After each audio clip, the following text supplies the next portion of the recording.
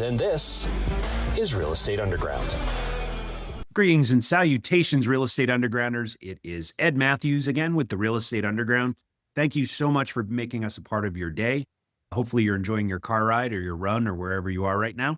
Today, I am joined by Vince Gethings. If you've met him at any of Jake and Gino's things, we were just trying to figure out if we met at the one I attended in 5 a couple years back, but you know all about his dealings and obviously Wheelbarrow Profits and all that. Vince, welcome to the show. Thank you so much for your time today, and it's good to see you, my friend. Turn me on, Ed. Excited to be here. So for the folks that haven't met you, why don't you tell us a little bit about your background? Absolutely. Military is the biggest chunk of my adult life. I've been in the military since 18 years old, so 2006.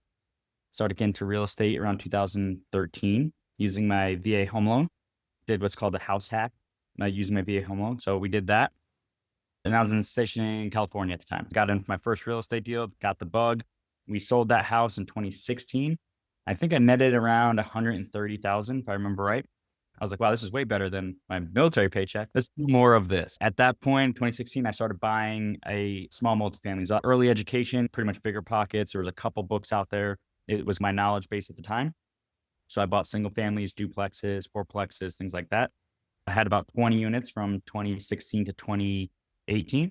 And then at that point, I hit a ceiling pretty hard. I couldn't, as most investors do, they hit this plateau. And once they run out of their initial capital, whether it's their nest egg or 401k accounts or whatever it is they're pulling money from, they deploy that and now they don't know how to get to the next.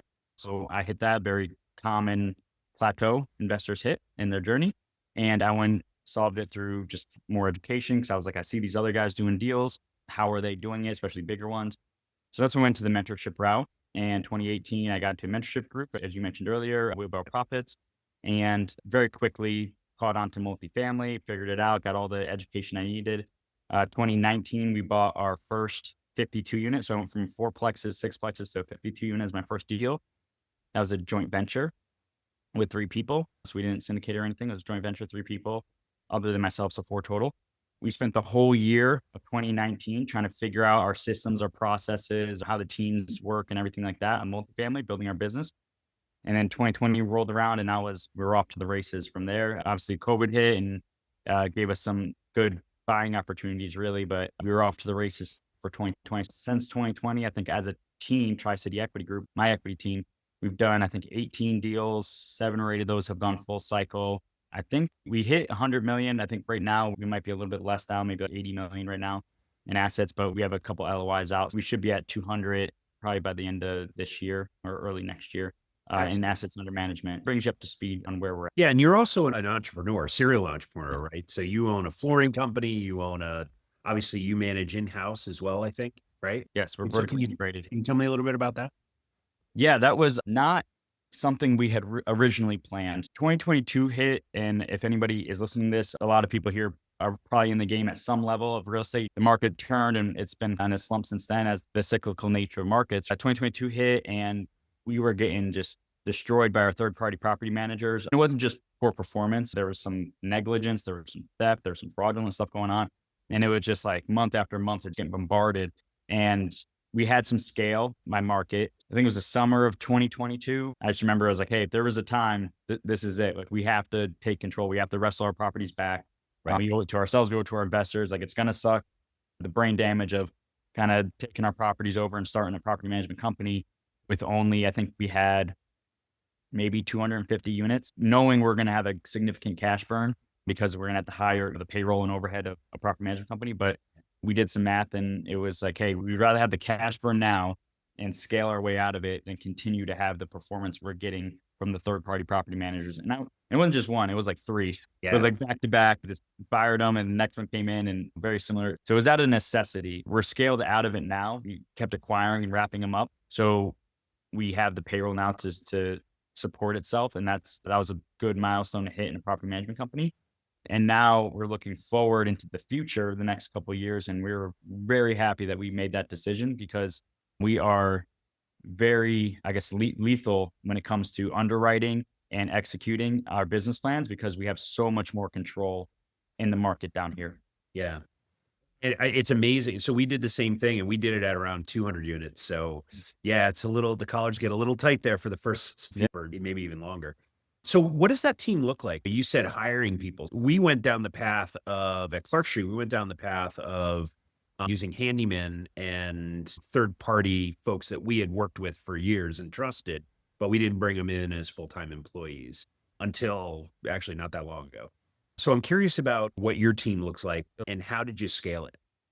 Right now, when we started, we penciled out a president. We have Tri-City Equity Group and they have Black Sand Property Management Group, separate entities. I put one of the people that was helping me, a good friend of mine, as asset manager under my original Tri-City Equity Group, dividing the duties there. We moved him over and he became the president of the property management company that most of the GPs from Tri-City own. We own the same company, but he's the president. So now we can divide and conquer. I'm the asset manager. He's the president of the property management company, checks and balances. So that was a really good decision there, the way we split that. And then under him, we originally had 2 property managers that were floating between the properties. The original product was small. We're talking 50, 60 unit properties. So we could split 2 properties between a person and we were able to help with the payroll burden that way. For maintenance, we contracted it out. We put them on as 1099, and then we gave them a per ticket work order fee. Maybe it was like $100 to answer a work order. And then depending on the, triage of it, if it was a plumbing emergency, maybe it would go up to 250 or something like that. Sure. And that's what we did until we had enough scale to hire W-2 employees. And where we're at now is we want to bring in unit turns completely in-house. Right now, we're 1 foot in, 1 foot out. We're still relying on contractors a lot for unit turns. So at the next acquisition, we can afford a dedicated kind of roving unit turn team, 2 guys, 3 guys. That's all they do is bounce around the portfolio and just do unit turns. I want to bring in landscaping in-house. I want to bring a marketing director in-house that just does all the marketing. And I want to have a legitimate regional VP position. Right? Because we got this one lady, she is absolutely fantastic. And she's sitting as a regional, but not fully. She's still 1 foot in the trenches, 1 foot overseeing. So we want to be able to afford to pull her all the way back up to be a legitimate regional or that kind of VP position and get some support under her. So then the next acquisition we have planned payroll wise should be able to fill most, if not all those. Right on. Wow. Congratulations. That's one hell of a scaling job. And so how did you figure that out? Obviously, your military background probably led a lot of in terms of how to build the team and when to hire and when to move someone from doing to leadership. I'm curious, where did you learn how to do that? No, there's no secret. It's the military. So the military definitely teaches you how to build, because me and my partners were all military. So I was a senior enlisted officer. My partner is a senior enlisted officer, or non-commissioned officer rather. My other partner, he was a retired Chief Warrant Officer 4. So we're all senior leadership type positions in our units. So building teams, holding people accountable, figuring out org charts, it definitely helped. And then on the civilian side, I think the best thing was Traction, Gino Wickman Traction and Scaling Up by Vern Harnish. Those are probably the best books on just being able to get a grip on your business and organization. There's no reinventing the wheel. They invented it. Right. If you need help in this area, just read those books and execute on the best of your abilities on that. Easy concepts to understand, incredibly hard to implement. You definitely need consistency and accountability with it. That's the secret for organizational structure. And then as far as the payroll, about what seats to fill when, during our quarterly meetings, we're looking at payroll. Do we have a bucket of payroll we can pull from? Like the 80-20 rule. If we have 80,000, that 80,000 to go toward payroll, where are we going to get the best bang for our buck on that, our people? And so when you look at, I'm just curious, because we're actually, selfishly, we're going through the same thing right now. We're probably a few years behind you. And so the question is, when you're looking at bang for the buck, so to speak, right? Are you looking at it from a revenue generation perspective? Are you looking at it from an operational efficiency? Like when you look at, okay, we're going to hire and we need value here. What's the decision process that you and your partners are going through?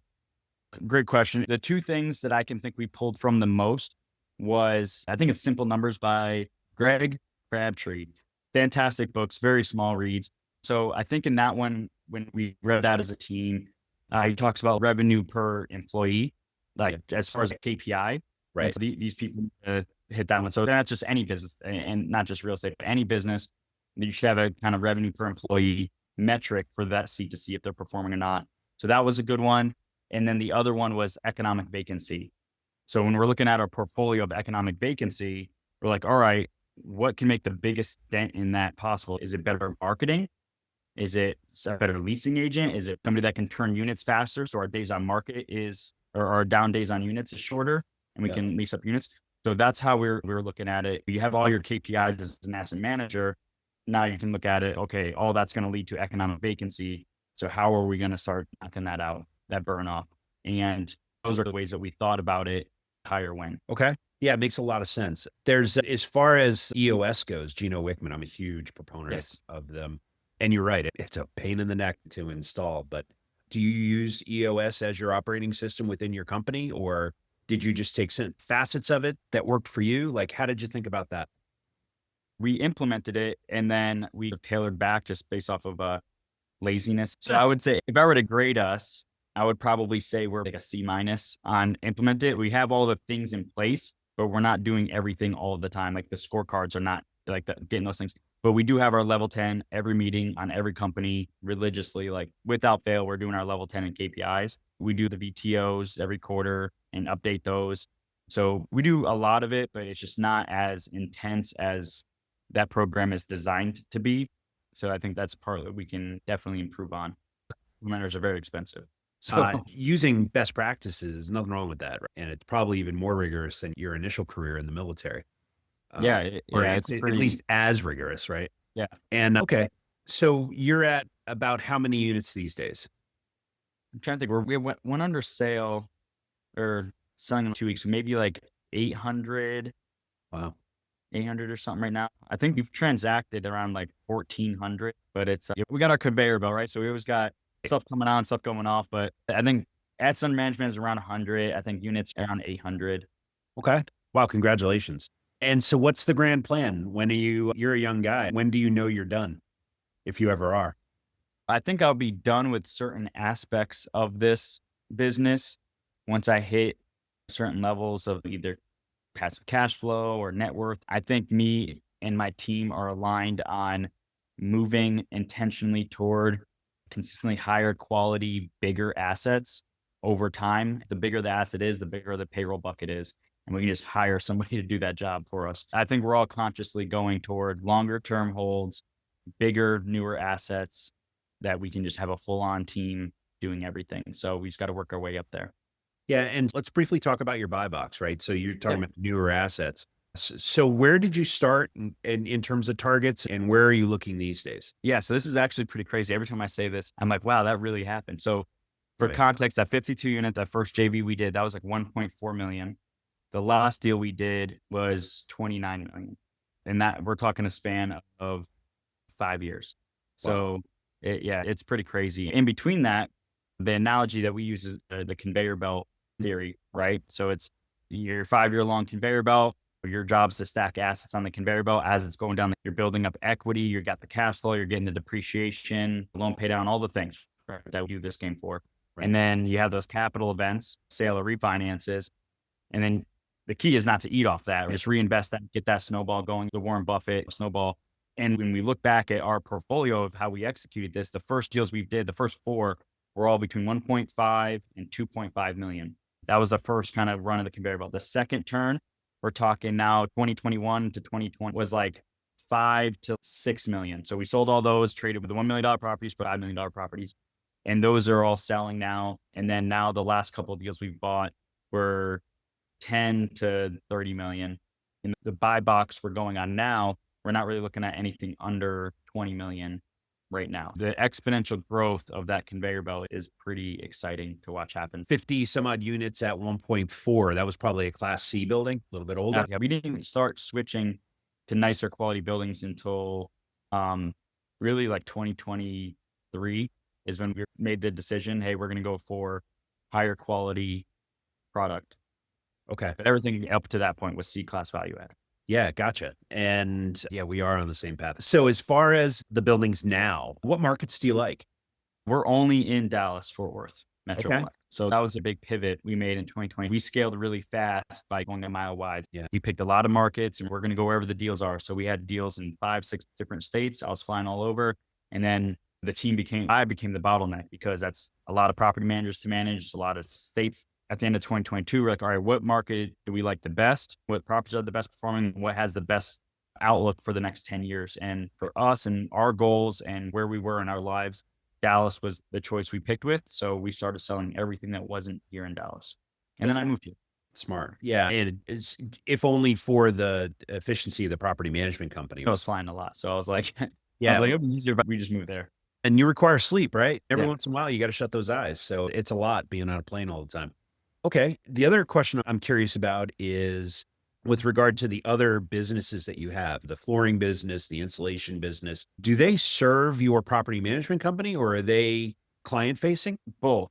And it's actually interesting. So the way that this came about, most people think, oh, property management, you're just going vertical and you're bringing everything in house. Right. That's what we're doing now, but that wasn't the original idea. The original reason that I got into the business side of home services was because when I was getting out of the military, I needed a W-2 job. Because for anybody that's listening that has some properties and they're trying to quit their W-2, that's fantastic. Once your cash flow reaches, that takeover thing, you're going to have a huge problem when you go to get a loan for a car or a house and all you have is a bunch of passive income. The bank's going to destroy you. And that's what happened to me. Was I was getting out of the military. I was trying to buy a house and I got denied. And I was like, I make way more to cover this. And they're like, 2 problems. One, you're leaving your W-2 that you've been in for 16 years. And so we can't use that income. And all your other income is passive income from real estate. And our underwriting guidelines is to discount that or not accept it at all. So that is the double side of having that passive income. For freedom is you still need to be credit worthy. And a lot of banks don't like passive income. They'll discount it if they accept it at all. So my solution for that was I'll just start a company and I'll give myself a W-2 from that company. Gotcha. Now that's what the installation company was for. It served the purpose to give myself a W-2. So if I want to go get a car loan, anything with credit, I could give them my pay stubs or my W-2 from being the owner of that franchise, and that solved that problem. Going forward, that's when we started. So there's about a 3 or 4 year gap between the installation company and the flooring company. And then that's when we started looking at the efficiencies, and that company happened to fall on my lap. And so we can do a whole show just on that, but we were already looking at those type of opportunities. And the way I was looking at it was as an asset manager, I'm looking at the P&Ls all the time. Right. And I'm like, wow, these flooring guys are getting a lot of our money. But what can we do for that? So I was just going down the P&Ls, like trying to figure out what we can bring in house or what we can eliminate and just get control of. And that's where the home services really stuck out to me. They're really simple businesses. They're everywhere, not complicated to run. Once you figure out one of them, a plumbing company is going to be 90% the same as a flooring company, as an HVAC company. It's like the same business cycle, just different tradesmen, maybe a different certification or whatever. But essentially the way the business runs, marketing, cash flow cycle, it's all the same. Yep. 100%. So in terms of, there's a huge move in private equity, for instance, to go buy boomer businesses that are just about to retire and are thinking about retiring and coming in and cashing them out and taking on the business. What's your thinking in terms of, I know you bought the insulation business. I think I heard you say it was a franchise. What is your thinking in terms of buying existing businesses versus starting your own and growing it organically? I probably wouldn't start a company organically. It's a lot of brain damage. And it's been very popular. You have a lot of influencers and very smart people like Walker Dybel or Cody Sanchez, like that's their wheelhouse. Very smart people. Having done both real estate and running multiple small businesses, the real estate's way easier. So I don't want to romanticize that, hey, real estate's dead. You got to buy the silver wave and the boomer businesses, and they're just out there for the taking. There is a ton of opportunity, but it is way more work, right? You have employees, you have payroll, you have angry customers. Oh yeah, you have all the things, right? So all the things and all the stressors, it is significantly more than just buying a 40 unit, 50 unit property and putting a property manager there and having to deal with that. And the cash flow swings can give you a PTSD. And for example, in multifamily, you run at 80% occupancy and it's like devastating, right? Oh my God, like, this is terrible. In a business, you can have a $50,000 swing on cash flow. Like Right. one week you can make 200 grand, the next week you can make 50. You have to have the stomach to deal with Can that. and will, right? Yeah, it does. I've done it and it still happened, right? So still happening. It's not for the weak stomach. And I definitely don't want to romanticize it saying if you can figure this out, you can do that. It's significantly harder. It's more risk, a lot more reward. Like the cash flow, if you can get the cash flow businesses right, like for me, my experience is home services. So I'll just talk about home services. If you can get that right, they are money printing machines. A ton of lessons learned there, but the biggest lessons is I would try to do it with no debt at all or very little debt. SBA loan is probably the worst debt on my balance sheet of $50 million of debt. That one SBA loan is probably the worst terms I've ever gotten on anything. So I would try to avoid that. I would try to either pay cash, seller financing, anything but the SBA. It's a good resource. If you have nowhere else to turn, they will usually get it done, but it wouldn't be my first choice ever. Yeah. I do think there's an opportunity out there. There's the boomer thing out there, retiring, and those businesses are out there, but definitely not something to just get shiny object syndrome and hop into and take on a bunch of risk, everything that goes into that. Yeah. And it's a lot, right? Yeah. So I wholeheartedly agree with you on the SBA thing too. Tread lightly. That is a loan of last resort. Seller financing is usually better for the seller and it's usually better for you. Absolutely. Right. All right. Hey, let's start to land this plane. Let's get into the final five. And you're a really successful guy. Congratulations again. And I'm curious, when I meet people like you, one of the things that I've realized about all of us is the mortgage is getting paid. If you have a family, the kids' college funds are all funded. Your significant other has a nice new car every couple of years. Paying the bills is not a big deal, but nevertheless, you get out of bed on Monday morning and go to work with a whole lot of energy and passion. So and obviously that boils down to purpose. So I'm curious, what gets you out of bed on Monday morning? What's your purpose?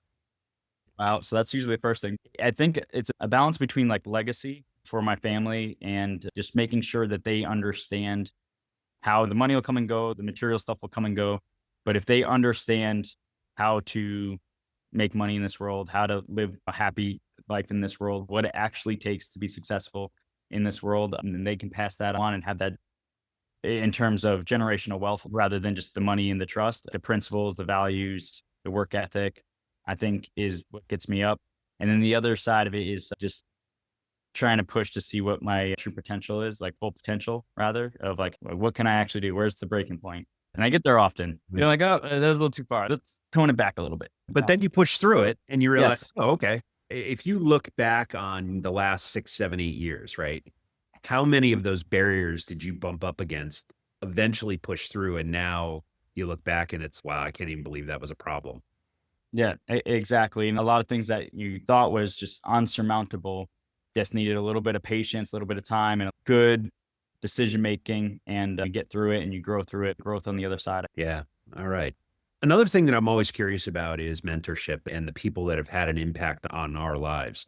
And because I think that, especially in real estate, this is a team sport by and large, right? And it's a team sport in terms of the folks that work with and for you, but also the people that have helped you figure stuff out that really don't have a stake in your success other than the fact that they like and respect you, right? I'm curious about mentors in your life, and specifically, what's the best advice you ever got and who gave it to you? Absolutely. A lot of people hesitate so much on getting a coach, getting a mentor in any aspect of their life.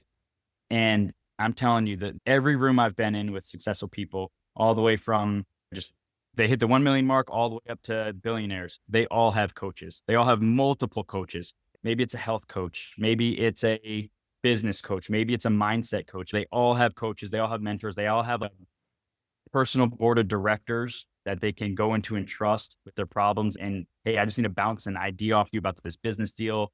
You don't even have to say anything. Just ask questions. So help me poke holes through this idea. Most people don't have that and they don't look for that. And for some reason, they don't think it's necessary. I'm telling you, every successful person I know has not just one coach or mentor, but multiple for very specific things. Hell, I just got a personal trainer this week, and I'm 36, been in the military, know how to work out. And I was just like, hey, I'm dropping some rungs on that ladder. And my wife said, hey, you should go get a personal trainer. And I never would have crossed my mind to go get a personal trainer to work out for somebody that's generally fit. That dude whooped my ass this week. In 3 sessions, I'm like, I haven't felt that in years. So I was like, yep, she was right. A little bit humbled there. And now it's boom, that got that box checked. Now I got a personal trainer and get my health back in check. Okay. As far as best advice, very situational. I think one of the best advice, not from a personal one, the first thing that came to mind, and I'll go with that, is Stephen Covey. His books are absolutely phenomenal. I went through the 7 Habits course very early in my career, probably 24, 25, which is a pivotal time of me getting into real estate. And you don't want to spend your whole life climbing a ladder and then you reach the top and realize it's leaning against the wrong wall. That is a quote from his book, and he talks about it in his lectures. That really stuck with me. Make sure you have an end in mind. Make sure you have clarity on what you're pushing for, what you're sacrificing your youth for, the time with your family, all this stuff that you're sacrificing for and working toward. Make sure it's something that you actually want. His example is more corporate, right? You don't want to spend your whole life climbing a ladder, the corporate ladder, and realizing you're miserable as a VP or whatever that corner office thing. As my vertical background as a corner office in New York, but that was a great example, and that one stuck with me. And that was planted that seed of the inception of maybe the military isn't the 20-year career that I set out for. Maybe it isn't going to fulfill me like I thought it was originally. Yeah, it's interesting. I experienced that as well. I know a lot of friends and colleagues who have worked their butts off to get to that corner office. And then you get there and you're like, man, is this all there is? Really? This is what I've been doing for 25 years. Everyone drinks a lot. So when I became a senior, so it's like your mid-management type for a living. Yeah, they're all drinking like so much. And I'm like, wow, you guys just really drink every day. And they're generally not happy. So yeah, that was kind of like, is this really what I got to look forward for the next 10 to 15 years? You've had a lot of success in your career, obviously, but we all make mistakes. And I personally think mistakes are a good thing because that's how we learn. I think we learn a lot more from our mistakes than our successes. So I'm curious about a decision you'd love to have back, and how did you handle it and what'd you do? A more recent one was we got retraded on loan terms from a lender right at the closing table. And at the time, in my experience and kind of the emotional, hey, we got to close in 2 days. They just retraded us. And it was, what are we going to do kind of thing. And we ended up pushing through and closing the deal out of the scarcity mindset of like, I don't want to lose my earnest money because we failed to close. But they ended up retrading us on terms. This was 2 years ago. And in hindsight, with my experience I have now, I probably could have went back to the broker and seller, explained to him what happened and say, hey, I'll give you another 30, 40, 50 grand of earnest money for 30 more days. Let me figure this out. Let's pause the clock for a little bit and let me go work on this lender that just pulled this move on us. At the time, they were playing hardball and I just didn't know the nuances of the game like I know now. Actually, this was 3 years ago. Looking back, I probably could have got them to extend that contract with a little bit of, hey, I'll put 50K hard. Just give me 30 more days to figure this out. And we're feeling the effects of that retrade now. It's putting us in a position where the deal's not in jeopardy in any way. We have a good liquidity position. We have a good equity and everything like that, but it's forcing us to either refinance or have our interest rate, because what happened is the interest rate's going to reprice the market. So we were locked at 4, and then now it's going to relock at 7. So our cash flow is going to take a pretty big hit. We'll still be fine. The deal's not in jeopardy, but it's like we're trying to work through that now with the lender and try to get them to honor their original terms. But in hindsight, that mistake is causing me a lot of time now that I'm dealing with it. And we'll probably have to pay some fees. In looking back, I probably should have held my ground a little more, been a little more patient and less emotional, and just bought more time to figure it out rather than say, hey, we'll close and figure it out later. Because now it's later. And you're figuring it out. Yeah, now I'm figuring it out. So that was a more recent one I could think of, but generally going a little bit slower in these deals and not just getting emotional. What Jake call it, to get their itis, like we got to get the deal done. You don't want to lose our EMD or reputation with the broker. And this is where partners really help. If you know you're the emotional one, I'm generally not the emotional one, but if you know that you have this fault or weakness about yourself, having partners to keep you grounded and hey, let's pull it back. Let's take a breath. Let's take a pause. Let's talk this through. And you have those people in your group that you can trust and just sounding board ideas and figuring out. It's immeasurable how valuable that is. Have that group of people rather than you just in a silo trying to do it on your own. There's a lot of moving parts. And the bigger the deals get, the more those consequences sting. When you make a mistake, it could be $100,000, $200,000, $300,000 mistake. Right. That's really smart. All right. I'm also interested in how leaders like you take in information and how you grow. So talk to me about the book or however you take in information on your virtual or physical nightstand. Who are you reading these days and what are you paying attention to? On my nightstand, I have the Bible and Atlas Shrugged. I've been reading this thing for like a decade. I don't know if you ever held that book, but it's Sitting upstairs as we speak. so I'm gonna finish it this year and then get into the Bible a little bit more than I used to. So that's been refreshing as far as running businesses. It's usually Audible. I'll get the Audible, and if I like what I hear and it's not just a fluff marketing piece, then I'll buy the hard copy and go through this in Audible and highlight with my highlighters and use them as textbooks and reference books. So I always have my highlighters and I'm always highlighting and tabbing out if it's actually a useful book. And that's usually what I do for the more technical aspects.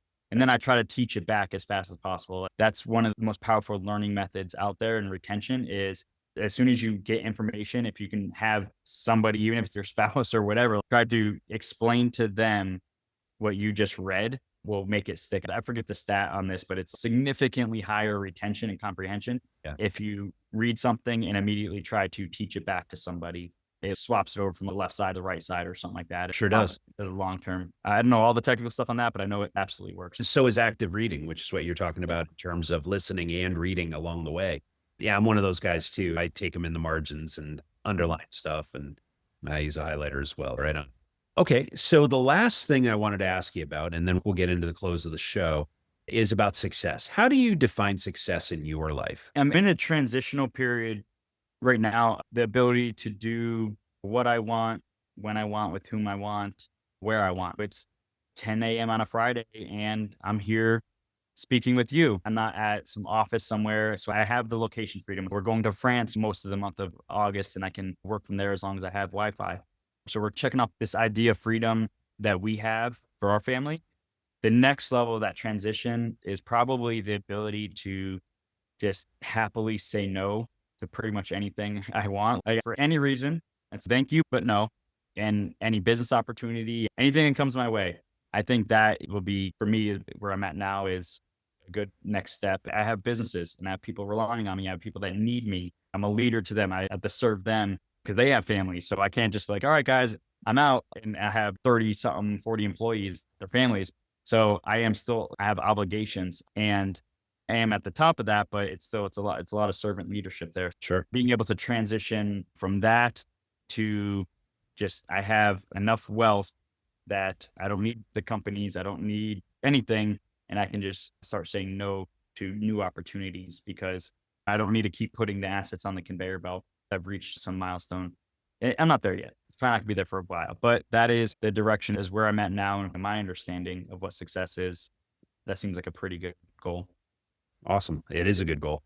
One of the things I did want to mention is the Wheelbarrow Profit. So you're now involved with that. Can you tell me a little bit more about that before we close out? Oh, absolutely. So I actually acquired the company in January.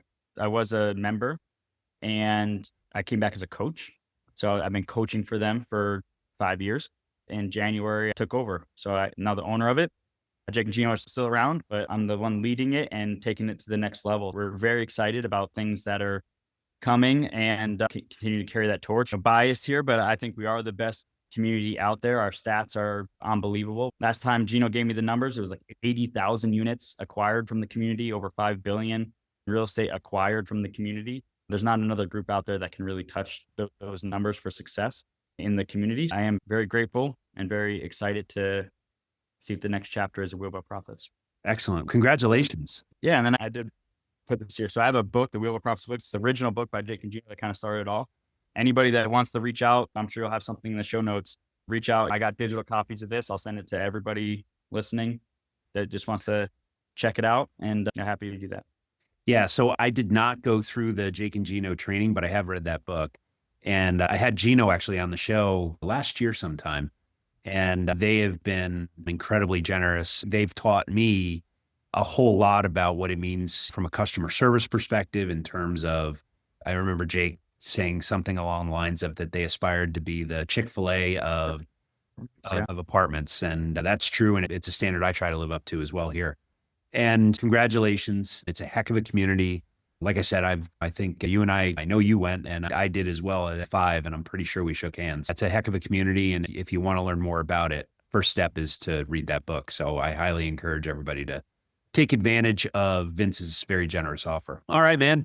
So when not talking about real estate, you did talk about France. So we'll assume that's part of this, but what do you like to do? Right now, I got my kids into dirt bikes. We try to do that when we can. All my kids play travel soccer, so that pretty much consumes everything out to the very thin margins of the calendar. If anybody listening has ever played any kind of travel sport or their kids, it's a commitment there.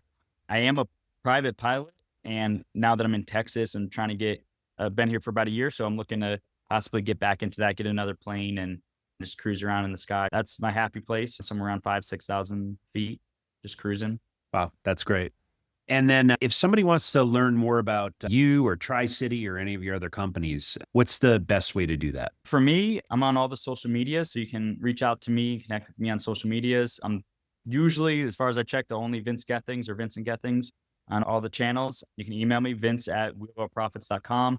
If you want to learn anything more about that, TricityEquityGroup.com is our group. But if you want to see what we're doing down here in DFW as far as the acquisitions. Excellent. Vince Gethings, thank you so much for joining us today. You are a wealth of information. Thank you very much. Thank you so much for having me. This has been the Real Estate Underground podcast. Thank you so much for listening. Don't forget to rate, review, and subscribe. It helps us grow. Until next time, happy investing.